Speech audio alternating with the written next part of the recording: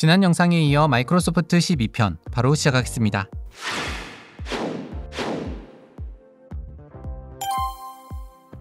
(2000년대) 중후반 클라우드 컴퓨팅이 IT 업계의 새로운 트렌드로 떠오르면서 많은 기업들은 클라우드 시장에 적극적으로 뛰어들었습니다. 그 중에서도 아마존 웹 서비스는 젠 기반의 가상화 기술을 활용해 확장성과 유연성이 뛰어난 클라우드 플랫폼을 구축하고 있었죠. 또 개발자들이 쉽게 애플리케이션을 개발하고 배포할 수 있도록 다양한 오픈소스 도구와 서비스를 제공했습니다. 그렇게 리눅스, 마이시퀄, PHP 등 오픈소스 소프트웨어가 AWS 생태계의 핵심으로 자리잡는 사이, 마이크로소프트는 윈도우의 독점적 플랫폼을 고수하느라 리눅스 등의 오픈소스 소프트웨어에 대해 줄곧 견제하는 태도를 취해왔습니다. 이로 인해 오픈소스 진영의 개발자들은 마이크로소프트를 부정적으로 생각할 수밖에 없었습니다. 그런데 문제는 점점 더 오픈소스가 대세로 떠오르면서 개발자들은 자유로운 협업과 코드 공유가 가능한 AWS를 더욱 선호했고, 마이크로소프트는 클라우드 시장에서도 도태될 위기에 처하게 되었는데요. 바로 이런 상황에서 사티아는 클라우드 시장에서만큼은 밀려나지 않기 위해 오랫동안 오픈소스에 대해 폐쇄적인 태도를 고수하던 마이크로소프트를 개혁한다는 각오로 마이크로소프트 러브스 리눅스라는 슬로건을 내걸게 된 것입니다. 하지만 전통적으로 오픈소스를 적대시하던 마이크로소프트의 폐쇄적인 이미지를 슬로건 하나로 바꾸기에는 역부족이었습니다. 게다가 사티아 취임 후 오픈소스에 열린 태도를 보이고, 이제는 애저가 리눅스를 비롯한 다양한 오픈소스 기술을 지원하고 있었음에도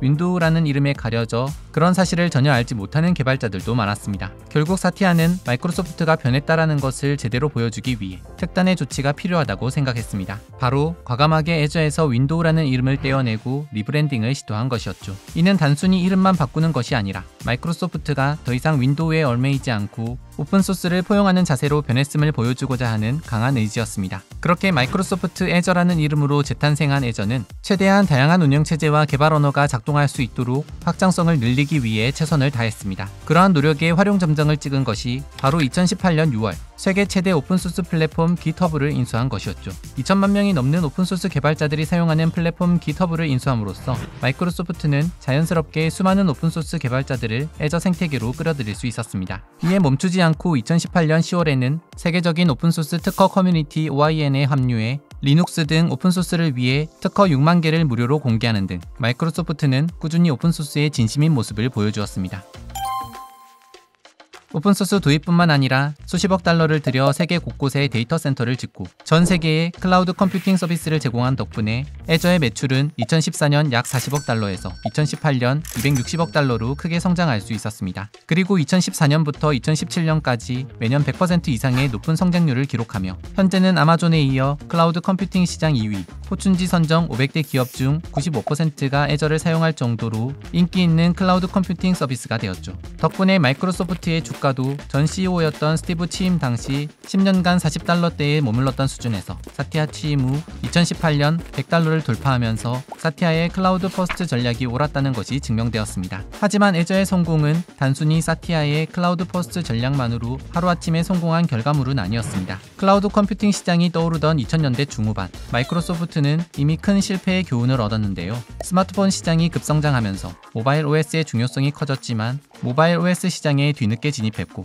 iOS와 안드로이드에 크게 밀려 점유율을 확보하지 못해 결국 모바일 OS 시장에서 주도권을 잡는 데 실패한 것이었죠. 이 실패는 결국 마이크로소프트 성장에 큰 영향을 미치며 마이크로소프트에게 새로운 기술 트렌드에 신속하게 대응하지 않으면 시장에서 도태될 수 있다는 것, 그리고 한번 시장에서 밀리면 다시 만회하기 어렵다는 것을 뼈저리게 느끼게 해주었습니다. 그래서 클라우드 컴퓨팅은 모바일 혁명에 버금가는 기술 패러다임의 변화로 여겨졌기에 이 시장만큼은 결코 놓칠 수 없다고 생각했습니다. 이미 AWS를 비롯한 경쟁사들이 빠르게 시장을 장악해 나가는 상황에서 클라우드 시장마저 내주게 된다면 마이크로소프트라는 회사의 미래가 정말 불투명해질지도 모르는 순간이었죠. 그래서 사실 클라우드 시장에 첫 물꼬를 튼 것은 스티브 발머로. 스티브는 애저에 대한 공격적 투자를 통해 이런 경쟁 압박에 대응하고자 했습니다. 만약 이때 마이크로소프트가 애저에 대한 투자를 포기했다면 아마 마이크로소프트는 지금과 같은 영광을 되찾지 못했을지도 모릅니다. 그렇게 2005년부터 레드도그라는 이름의 내부 프로젝트로 시작해 무려 5년이란 긴 개발 달 기간을 거쳐 2010년이 되어서야 정식 출시된 윈도우 애저는 아마존의 EC2와는 매우 다른 클라우드 서비스 전략을 가지고 있었습니다. 아마존 EC2가 서비스형 인프라, 즉 IaaS를 내세우며 컴퓨팅 인프라를 클라우드 형태로 제공, 기업이 직접 서버 컴퓨터나 데이터 저장 장치를 구매할 필요 없이 아마존이 보유한 막대한 규모의 CPU나 GPU,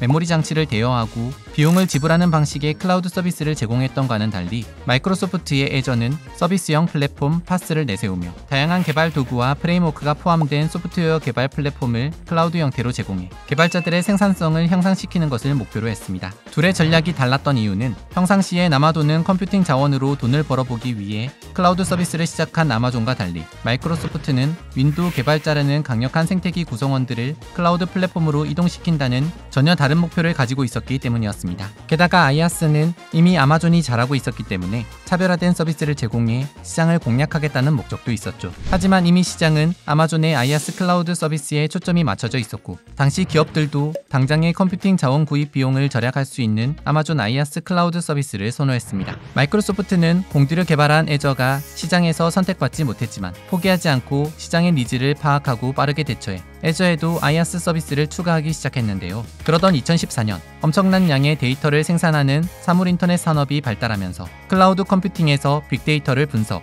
데이터를 처리하는 작업이 매우 중요해지기 시작했습니다. 그러면서 데이터 분석 플랫폼을 제공하는 파스가 주목받기 시작했는데요. 애저는 이미 파스를 기반으로 개발되었기 때문에 파스 시대를 맞아 마이크로소프트는 마치 물 만난 고기처럼 애저에 다양한 서비스들을 추가하며 고객들을 확보해 나갈 수 있었습니다. 게다가 사티아가 새로 취임하면서 오픈소스까지 환영하자 애저는 클라우드 시장에서 다크호스로 빛을 발하기 시작했죠. 애저의 매출은 2014년 이후 2017년까지 단기간 매년 100% 이상의 성장률을 기록하며 놀라운 성장세를 보여주었습니다. 이 시기 성장률로만 따지면 애저는 오히려 아마존보다 빠른 속도로 시장을 장악해 나갔는데요. 그 결과 클라우드 시장을 독점하다시피 하고 있던 1등 아마존을 무섭게 추격해 어느새 2위의 자리에 오를 수 있게 되었습니다. 이후 2017년부터는 IaaS와 파스 기능 모두를 제공하는 하이브리드 클라우드 개념이 도입되고 교육, 금융, 헬스케어와 같은 산업에 맞춤형 클라우드 솔루션을 제공하면서 애저의 서비스는 더욱 고도화되었습니다. 그러던 2022년 챗GPT의 출시로 생성형 AI 바람이 불자 마이크로소프트는 오픈 AI와 발빠르게 파트너십을 맺고 생성형 AI와 클라우드 서비스를 결합한 AI 클라우드 서비스를 선보였는데요. 그 결과 2024년에는 애저가 시장 점유율 25%를 차지하며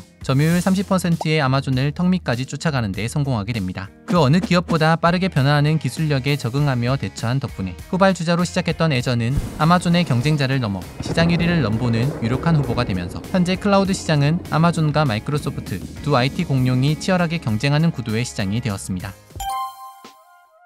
사티아의 모바일 퍼스트, 클라우드 퍼스트 전략에서 클라우드 전략의 핵심이 애저의 오픈소스화였다면 모바일 전략의 핵심은 크로스 플랫폼의 강화였습니다. 사티아의 전임 CEO였던 스티브는 모바일 시장에서 자신에게 패배를 안겨준 아이폰을 끔찍하기 싫어했기 때문에 마이크로소프트 직원들 사이에서 아이폰이라는 단어는 금기에 가까웠습니다. 하지만 워낙 아이폰의 인기가 높았기 때문에 마이크로소프트 직원들조차 회사 안팎에서 암암리에 아이폰을 사용하는 수준이었는데요. 한 번은 마이크로소프트 전 직원이 참가한 한 행사장에서 직원 한 명이 아이폰으로 스티브의 사진을 찍었다가 이를 눈치챈 스티브가 직원의 아이폰을 빼앗아 발로 밟아 부숴버리려는 신용을 했던 일도 있었습니다. 한마디로 마이크로소프트에게 아이폰은 눈의 가시 같은 존재였죠. 그런데 사티아의 방식은 달랐습니다. 그는 빌 게이츠, 스티브 발머 중 그 어떤 리더보다 파격적이고 또 개방적인 행보를 보였는데요. 그 중 하나가 바로 아이폰 유저였던 것이었습니다. 2015년 한 마케팅 행사장에 등장한 사티아는 주머니에서 휴대폰 하나를 꺼내 들었습니다. 사티아가 꺼낸 휴대폰은 놀랍게도 윈도우 폰이 아닌 아이폰이었죠. 이내 행사장 안은 술렁거릴 수밖에 없었습니다. 그동안 마이크로소프트와 애플은 희대의 라이벌 관계로 스티브 잡스와 빌 게이츠가 소송전을 벌인 이후 애플과 마이크로소프트 사이에는 한 배를 탈 수 없다는 암묵적인 벽이 있었습니다. 그런데 그 벽을 허물고 마침내 아이폰 안에 MS 엑셀과 파워포인트, 원드라이브 등 마이크로소프트가 자랑하는 소프트웨어들이 애플리케이션 형태로 모두 들어가 있었으니 파격을 넘어 충격적일 수밖에 없었죠. 하지만 사티아는 이미 모바일 시장에서 OS 경쟁의 패배를 인정하고 OS에 상관없이 아이폰과 안드로이드 폰에 마이크로소프트의 소프트웨어를 공급함으로써 마이크로소프트 서비스의 이용자를 늘리는 것이 결국 마이크로소프트가 모바일 시장에서 살아남을 구멍이다 라고 생각해 파격적인 지속적인 크로스 플랫폼 강화 전략을 선보였습니다. 이를 위해 크로스 플랫폼 개발 도구 기업 자마린을 인수하고 개발자들이 크로스 플랫폼 애플리케이션 개발을 하도록 장려했죠. 그 결과 각 OS별로 따로 코드를 작성할 필요 없이 하나의 코드 베이스로 iOS, 안드로이드, 윈도우 플랫폼 모두의 애플리케이션 배포가 가능해지면서 마이크로소프트의 소프트웨어들은 처음부터 크로스 플랫폼을 염두에 두고 개발이 이루어지게 되었습니다. 그렇게 세상의 모든 모바일 기기에서 마이크로소프트의 다양한 서비스들을 만날 수 있게 되었는데요. 사티아의 이런 개방 전략 덕분에 마이크로소프트는 윈도우 폰의 실패에도 불구하고 모바일 생태계 속에 중추적인 역할을 해내며 성공적으로 자리 잡을 수 있게 되었습니다.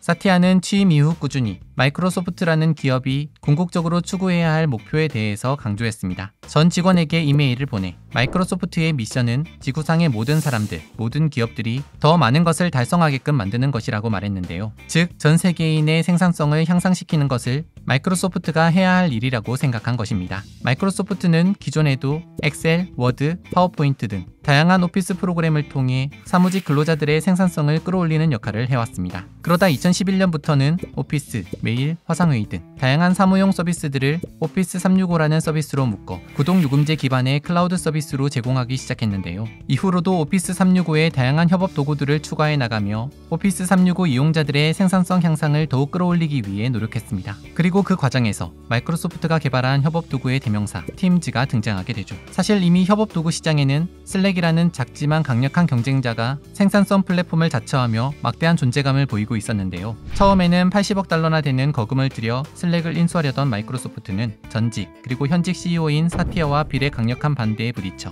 결국 자체적인 기술력으로 새로운 협업 도구를 개발하기로 마음먹습니다. 그리고 2017년 3월 마침내 마이크로소프트는 채팅 기반의 워크스페이스를 표방한 협업 도구 팀즈를 출시하게 됩니다. 팀즈는 기업 내 각 팀이 여러 대화 채널을 개설해 채팅으로 소통 또는 음성 및 화상회의를 진행할 수 있을 뿐 아니라 파일을 공유, 저장하며 팀원들이 동시에 함께 같은 화면을 보고 공동 작업을 할 수 있도록 온라인 사무 공간을 제공하는 서비스였는데요. 슬랙에 비해 4년이나 늦게 출시된 팀즈였지만 오피스 365 이용자들은 별도의 추가 요금 없이 팀즈를 이용할 수 있을 뿐 아니라 팀즈 내에서 오피스 365 서비스들을 쉽게 연동해 사용할 수 있었기 때문에 팀즈는 빠른 속도로 고객들을 확보할 수 있었습니다. 게다가 클라우드 서비스로 제공되는 협업 도구의 특성상 빠르게 데이터를 주고받아야 하기 때문에 서비스 지역에 데이터 센터를 가지고 있을 경우 더 나은 서비스를 제공할 수 있었는데요. 이미 전 세계에 수많은 데이터 센터를 가지고 있던 마이크로소프트였기에 후발주자임에도 불구하고 팀즈는 협업 도구 시장에서 무시할 수 없는 위치를 차지하게 됩니다. 그러던 2020년 코로나 사태로 원격 근무가 활성화되면서 비대면으로 사무 업무를 처리하려는 수요가 증가했고 팀즈와 같은 협업 도구의 중요성은 더욱 높아졌습니다. 그리고 시간이 흐를수록 앱스토어에 등록된 앱의 수가 늘어나듯 팀즈에 연동되어 공동 작업을 진행할 수 있는 소프트웨어의 수도 늘어났는데요. 계속해서 발전하는 서비스 덕분에 현재 팀즈는 하루 3억 명 이상이 사용하는 대표적인 협업 도구 서비스가 되었습니다.